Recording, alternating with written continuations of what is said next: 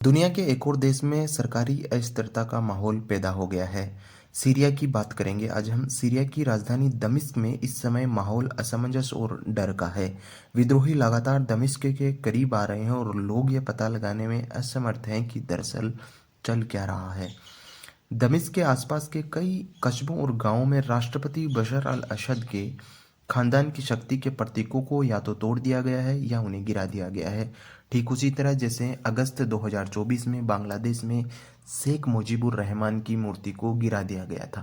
आपको बता दें, बांग्लादेश में सत्ता परिवर्तन का यह तरीका बिल्कुल गलत था और वहाँ के नेशनल फादर ऑफ बांग्लादेश को की मूर्ति को गिरा दिया गया था। अब यूरोप में यह हवा लगातार बढ़ रही है। देश के कई बड़े शहरों में असद और उनके परिवार के लोगों की भीमकाय मूर्तियां गिराए जाने के वीडियोज सामने आए हैं। लेकिन सीरिया के गृह मंत्रालय का कहना है कि वह राजधानी के चारों ओर एक मजबूत रक्षात्मक घेरा बना रहा है। हालांकि सरकारी सेनाएं देश भर में विद्रोही गुटों के कब्जे में आए शहरों, कस्बों, गांवों में ऐसी कोई सुरक्षा देने में नाकाम रही है। राष्ट्रपति अशर अल असद इस वक्त कहाँ है, इसको लेकर अफवाहें उड़ रही है। सीरिया को लेकर बहुत सारी क्यूरियोसिटी लोगों के मन में है, जिसका नतीजा ये है कि वहां से बशर अल असद के समर्थक लगातार सीरिया छोड़ने के लिए उतारू हैं और जो तुर्की में मौजूद सीरिया के लोग हैं वो जश्न मना रहे हैं इस बात का कि एक परिवार का राज अब खत्म होने को है। सीरिया में विद्रोही समूह ने उत्तर और दक्षिण की तरफ बढ़कर राजधानी दमिश्क में प्रवेश कर लिया है। उन्होंने सीरिया को बशर अल असद के शासन से आज़ाद घोषित कर दिया है।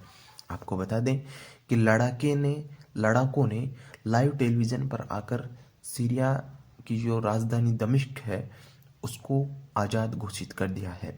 खबर यह है कि सीरिया के राष्ट्रपति बशर अल असद ने सरकारी सेना के आखिरी गढ़ बचे राजधानी दमिश्क को छोड़ दिया है।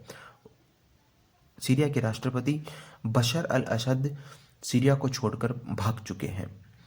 इस वक्त वो कहाँ है, क्या है, किसी को कुछ पता नहीं है।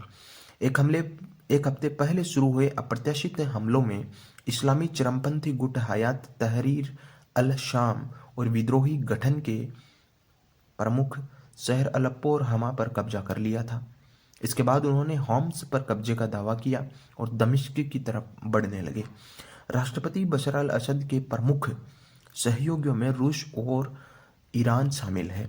इसलिए सीरिया में तेजी से बढ़ते घटनाक्रम पर रूस और ईरान में काफ़ी तगड़ी तरीके से हलचल बढ़ी है। इसमें दूतावासों में हलचल। इससे पहले शुक्रवार को आई रिपोर्ट्स में यह दावा किया गया कि सीरिया में सरकारी बलों और विद्रोहियों के बीच लड़ाई शुरू हो गई है।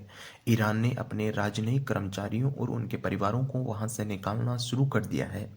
हालांकि ईरानी media Islamic Republic News Agency ने बताया कि शनिवार को ईरान के विदेश मंत्रालय के प्रवक्ता इस्माइल बगई ने इन रिपोर्ट्स को खारिज कर दिया है। बगई ने कहा कि सीरिया की राजधानी दमिश्क में ईरानी दूतावास खाली कराने की खबरें झूठी है। राजनयिक मिशन की गतिविधियां पहले की तरह है। वहीं रूसी मीडिया द मॉस्को टाइम्स में प्रकाशित एक रिपोर्ट के मुताबिक दमिश्क में स्थित रूसी दूतावास ने शुक्रवार को कहा कि सीरिया में जो भी रूसी नागरिक रह रहे हैं उनको कॉमर्शियल फ्लाइट के जरिए सीरिया छोड़ देना चाहिए। ईरान में इसको लेकर काफ़ी हलचल तेज है। सीरिया में हमें बचाने के लिए कोई नहीं आता, हम तो सिर्फ पीने का पानी मांग रहे हैं, ये वहाँ के आम लोगों का कहना है। पिछले पौने 5 साल के दौरान तुर्की ने उत्तरी पूर्वी सीरिया पर जो हवाई हमले किए उसने उनसे उन इलाकों में बड़ी त्रासदी पैदा हो गई। आपको बता दें, जिसके चलते वहाँ पर ज़मीन के अंदर गड़ी अंडरग्राउंड पानी की लाइनें भी फट गई और लोगों को पीने का पानी भी मुहैया नहीं हो सका। उत्तरी पूर्वी सीरिया के सूखे पड़े इलाकों पर तुर्की ने हवाई हमलों से 10 लाख से अधिक लोगों को बिजली के लिए तड़पा दिया और पानी के लिए पेशा मार दिया। एक्सपर्ट का कहना है कि शायद ये अंतर्राष्ट्रीय कानून का उल्लंघन हो सकता है। सालों से चल रहे गृह युद्ध और 4 साल से जलवायु परिवर्तन के कारण घोर सूखा पड़ने से लोग काफ़ी परेशान थे।